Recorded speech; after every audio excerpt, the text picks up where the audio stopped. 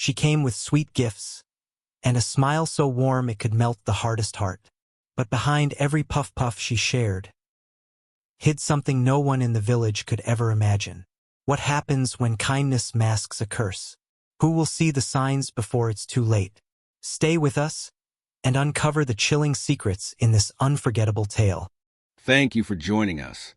Don't forget to like and subscribe and turn on post notification so you don't miss our next story. All right, let's get to it.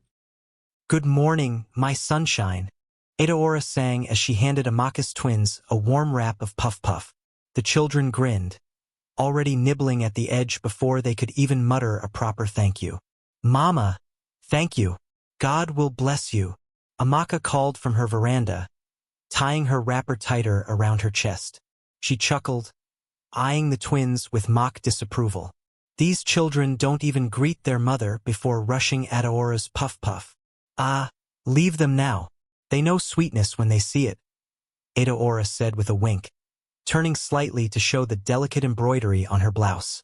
She was a spectacle as usual. Clean white blouse, peach lace wrapper that shimmered in the sun, gold earrings that swung gently as she moved, and skin that seemed to glow like oiled mahogany. Her perfume, a soft mix of citrus and spice, was unmistakable. Wherever Adaora went, she left warmth. Or so it seemed. Are you going to the community meeting?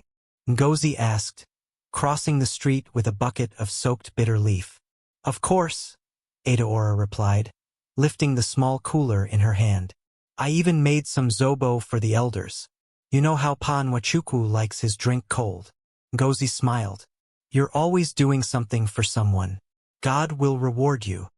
He already has, Adaora said. Her smile lingered for a second longer than necessary.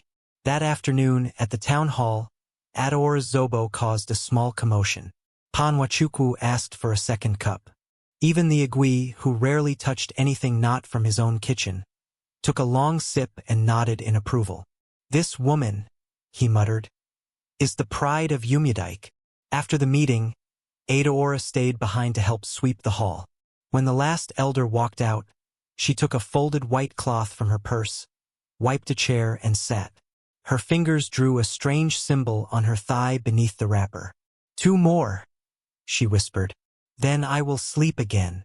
By evening, panic had taken over. Keen is missing, someone shouted near the market square. The 5-year-old? Amaka's nephew? Another voice echoed. Yes, he was here, playing just this morning. Ate puff and even danced near Adaora's kiosk. Whispers moved through Umudike like lightning on dry grass. By nightfall, the town crier had walked the streets, his bell clanging like judgment. All able-bodied men are to gather by the shrine tree. The child must be found. Flashlights, burning torches, shouts. They searched the riverbanks, the forest, even behind the church. No sign. 2 days later, a woman named Igioma came to the pastor in tears. She told my son not to sleep near the window, she sobbed. Who? Adaora, she said. My grandfather walks in chains and might visit. The pastor leaned back slowly. Your grandfather has been dead for 5 years. Exactly, and no one talks about him, not even in whispers. But my son said she described him, described the mark on his head, and the way he coughed blood the night he died. How does she know that? The pastor rubbed his beard, troubled. That evening he visited Adaora. Her compound was as peaceful as ever. She welcomed him with banana bread and freshly squeezed orange juice. Pastor, I hope all is well? Just checking in on you. People are worried. After Keen. Adaora sighed, eyes glassy. Such a tragedy. That boy was always laughing. Do you want to pray for my house, Pastor? Maybe for protection? The pastor blinked. Protection? From what? You never know, she said, still smiling. These are strange times. He prayed, but something about her amends, soft, almost amused, sat wrong with him. A week later, the second child disappeared. 7-year-old Afani vanished while fetching water from the community borehole. His slippers were found neatly side by side at the edge of the path. Nothing else. This time, even Adaora didn't come to the search. She said she had a headache, someone whispered. She said she was fasting, said another. The whispers were no longer soft. They were bold, but fear still kept mouths sealed. Then came the animals. The town goat, Casey, a black, aggressive beast, escaped its pen and ran madly through the village. When it reached Adaora's kiosk, it stopped mid-sprint, trembled violently, and collapsed. No wound, no illness, just gone. It's ordinary, Adaora said, frowning with concern. Maybe it had a seizure. But the dogs stopped barking around her house. Cats arched their backs and hissed when she walked by. Even the birds stopped nesting in the trees that shaded her compound. It was Neka, the tailor's daughter, who began keeping notes. She's always around, she told her best friend. She shows up at births, funerals, market days, PTA meetings, everywhere. And she never changes, never sweats, never tires. Her friend laughed. You watch too many Nollywood films. Maybe, but have you ever seen her angry? Ever heard her raise her voice? The friend paused, then slowly shook her head. Then the dream started. Chica, an 11-year-old boy, told his mother he dreamt of Adaora offering him puff-puff by a river. But behind her was a shadow, tall, horned, whispering. She smiled and said, "Eat, my child. It will make you strong." The mother beat him. Lying about a woman like Adaora? God will punish you. But the next day, Chica began vomiting worms. Real writhing worms. He was rushed to the herbalist, who said, "This is not sickness. This is a claim. Claim? A mark. Someone has fed this child with words soaked in something deeper than blood." The church was full to the brim that Sunday. Eyes darted across pews. Mouths moved in forced prayer. No one sang the hymns with conviction. Then Adaora entered. White gown, bare face, Bible in hand. She sat in her usual seat in the third row beside the chief's wife. "Welcome, Sister Adaora," the pastor said, pausing mid-sermon. "Bless you, Pastor," she responded sweetly, folding her hands. After the service, everyone lingered outside. Eyes followed her every move. "She's pretending nothing is happening," someone whispered. "She brought puff-puff again," another added, pointing to a basket she placed on the church steps. "For the children." Nobody touched it. Adaora smiled, nodded, and walked home with her empty basket. That evening, the priestess summoned the council. "She is feeding the village," she said, voice dry as bark. "But not for free. Witches never give without taking. For signs." That was what she revealed.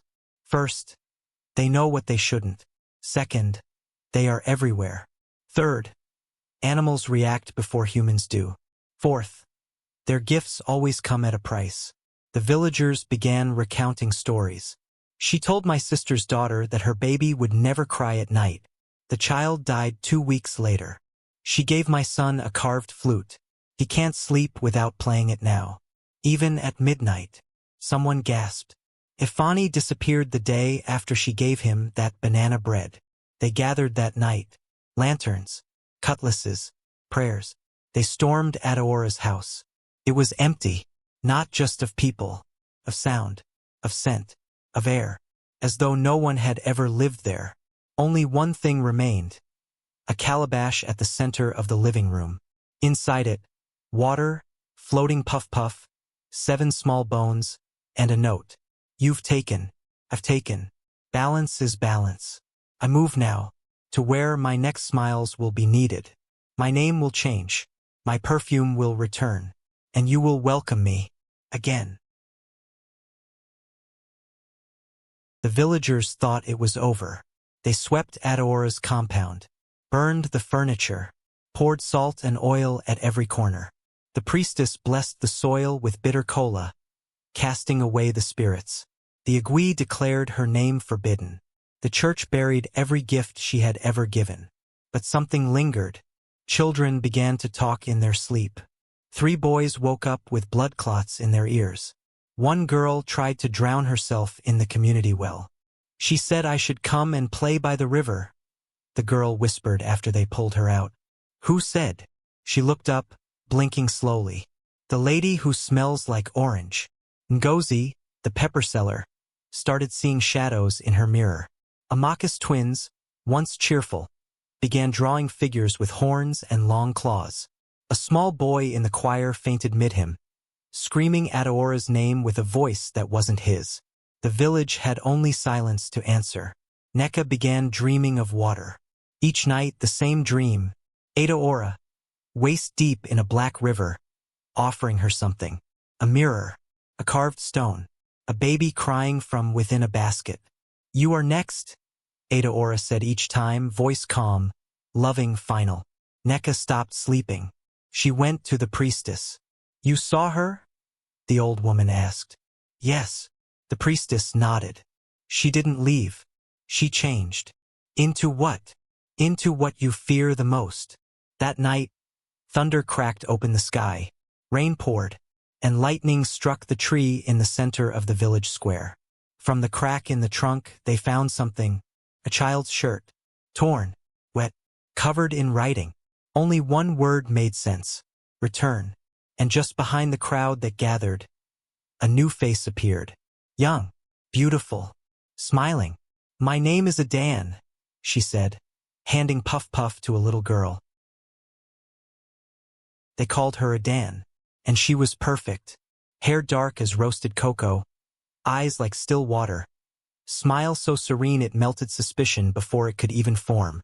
Her skin gleamed with the same oil-rich glow that Adaora's once did. Her laughter floated through the village like wind chimes in harmattan. Children ran to her before they even knew her name. She opened a new kiosk near the old town square. Fresh snacks, warm bread, spiced chin-chin. Her signature? Puff Puff dipped in honey. A new twist, she said with a smile that made elders grin like boys. Everyone loved Adan, except Neka. She knew.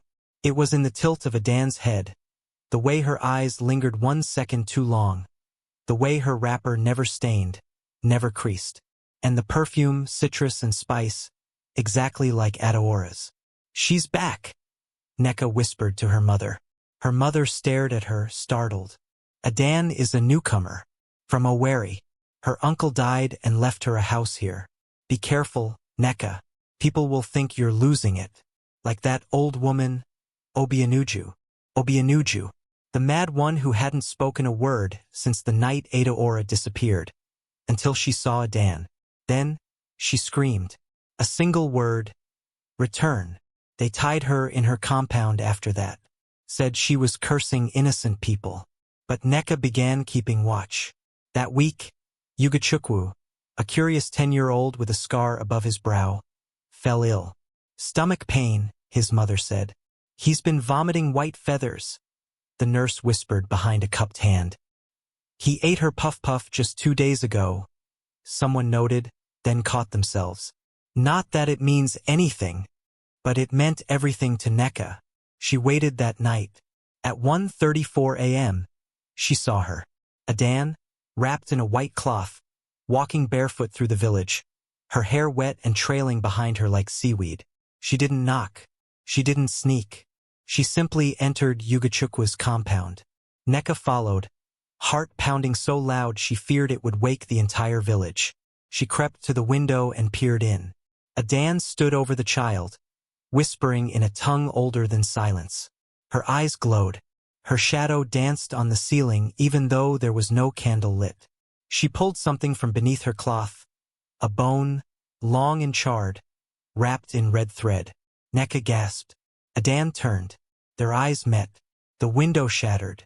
Neka fell backward, cutting her hand on a shard of glass. By the time the parents rushed out and lanterns lit the night, Adan was gone.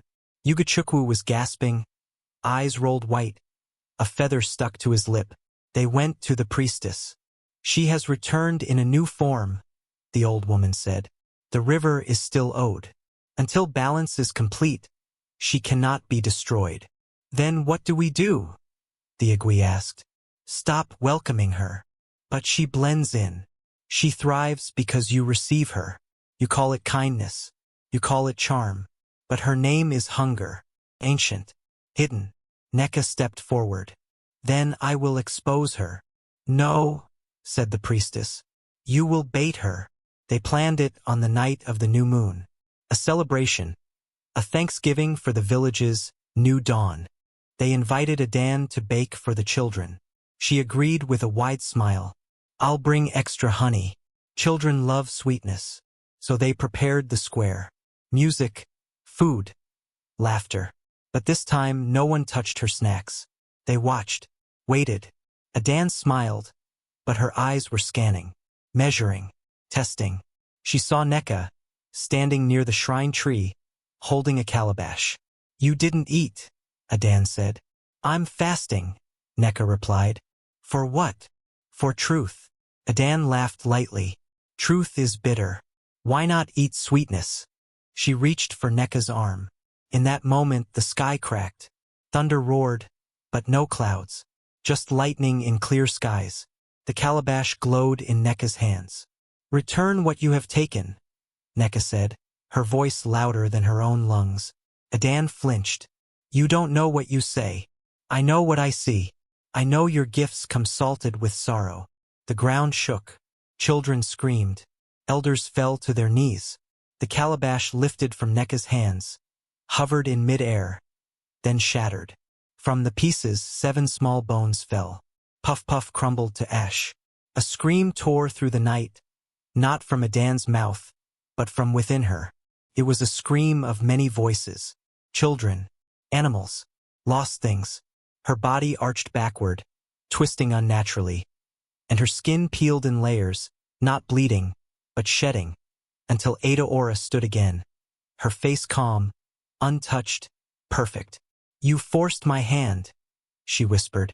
You forced our children, Neka spat. Adaora turned to the crowd. I only gave. I gave sweetness. I gave silence. I gave protection. You took lives. I preserved order. You think your gods are just, but even they owe. She turned to Neka.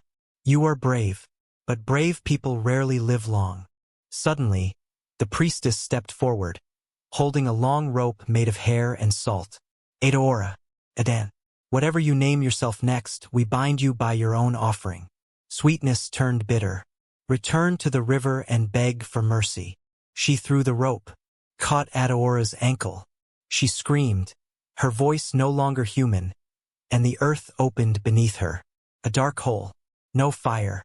No wind. Just depth. She sank slowly, not struggling. Just watching. I will return, she whispered, right before she vanished. Silence. Then the wind returned.